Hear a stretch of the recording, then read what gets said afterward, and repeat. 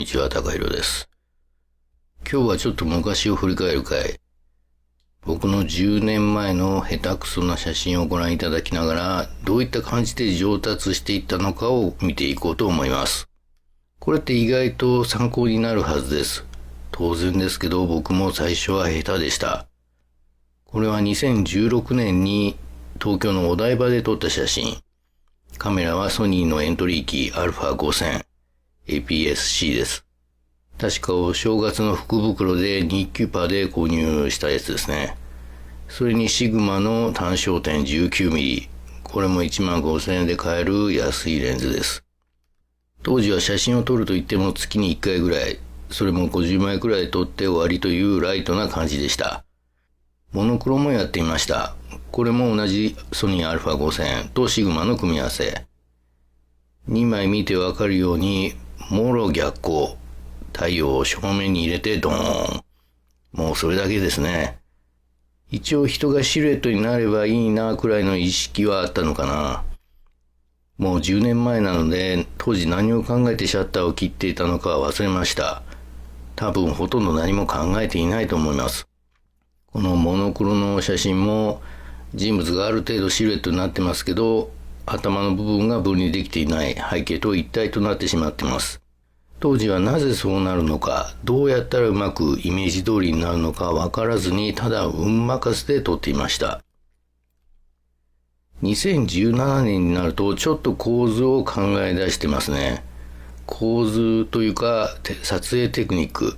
これは水たまりのリフレクションを使おうとした写真。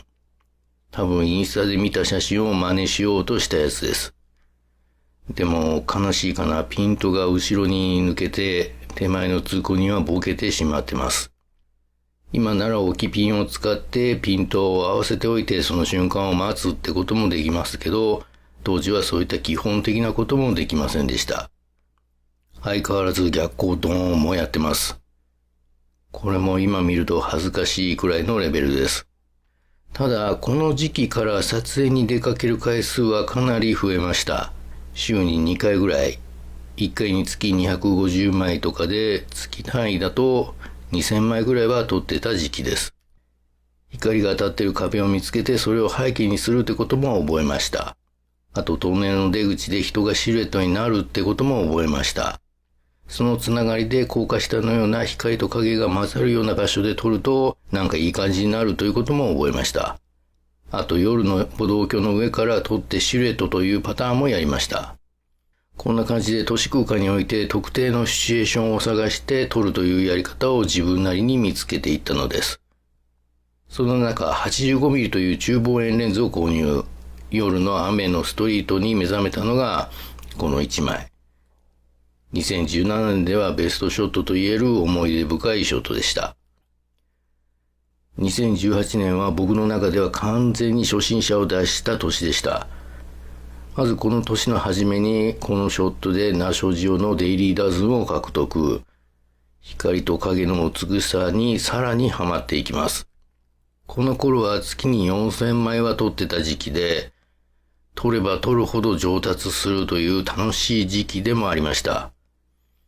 当時はまだノウハウも出回っていなくて、周りとは明らかに違うゲームをやってるという実感がありました。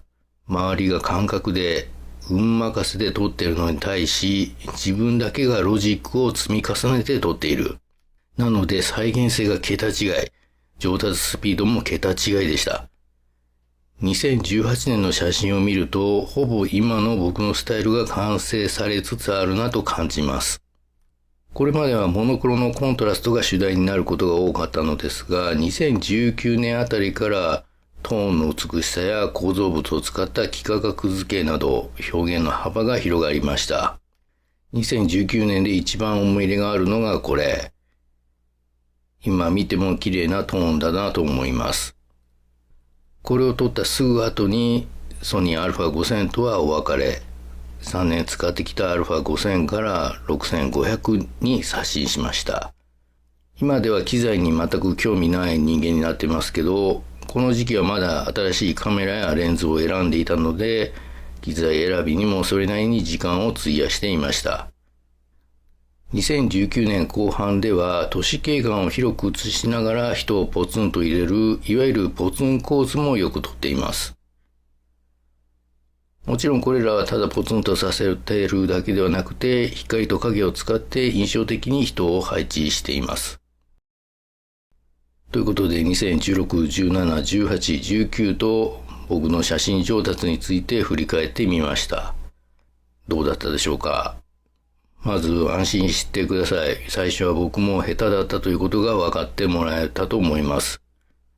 逆光ドーンと撮るしかできなかったですし、ピントを外すこともよくありました。でもそこからシチュエーションを絞るってことを覚え、同じ場面を何度も撮るという方法で練習しました。歩道橋から見下ろす角度で撮るとか、光と影が交わる高架下で撮るとか、やっていくうちに少しずつコツをつかんでいきました。そして2018年に一気に上達。僕がこの動画で伝えたかったのは、上達するときは一気ということ。徐々に上手くなるのではなく、もう急激にガラッと変わります。個人差はあるかもしれませんが、僕の周りで聞いても、やはり一気に変わったという人が多いです。写真は考え方、そして視点、見る目が変わればすぐに変わります。そしてロジックで撮れるようになると楽しくなるので、自然と撮影回数も増えて、それがまた上達に良い効果をもたらすので、もうどんどん加速度的に上達していきます。誰にでもそういう時期が来ます。なので、これまでずっと写真が下手でも、自分にはセンスがないんだと諦めたりしないでください。都市でのストリートフォトなら僕の動画で勉強すればもうすぐにでも写真は変わります。僕のチャンネルをずっと見てくれてる人の中には、僕が2016から19まで3年かけて到達したレベルまで短期間ですでに到達したという人もいるかもしれません。早い人なら2年とかそれぐらいで到達できるでしょう。それはもちろんすごいことなんですが、逆に早く到達しすぎるとそこから先でちょっと苦労するかもです。ここから先は上達スピードがガクンと落ちます。今までみたいに撮れば撮るほど伸びるというフェーズは終わります。このあたりで急に自分は何のために撮っているのかと考え出して手が止まる人もいます。あるいは単純に飽きてしまう人もいます。上達が楽しくてやってきた人ほど危ないです。なぜなら急に伸びなくなるからです。ここから先はこれまで積み重ねてきたものに自分だけの要素を足していく段階に入ります。物語性を持たせるとかテーマを持つとか、うまいとは別の軸を育てるフェーズです。ここは話が長くなるのでまた別の機会に。今回は僕の写真がどうやって上達していったのか、そのプロセスの回でした。参考になったでという人はいいね、グッドボタンをよろしくお願いします。それではまた。